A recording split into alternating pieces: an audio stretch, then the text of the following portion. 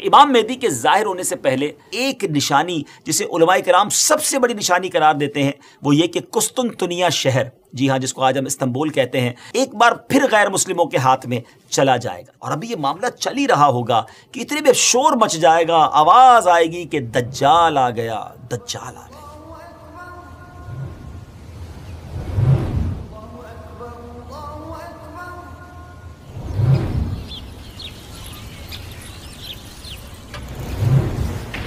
अस्सलामुअलैकुम वरहमतुल्लाहि वबरकातुहू। Web series क़यामत की निशानियाँ में आपको खुशामदीद कहते हैं। जब से हमने वेब सीरीज़ शुरू की है तकरीबन हर ही एपिसोड में एक सवाल ज़रूर होता है कि कुछ इमाम मेहदी के बारे में बताएं।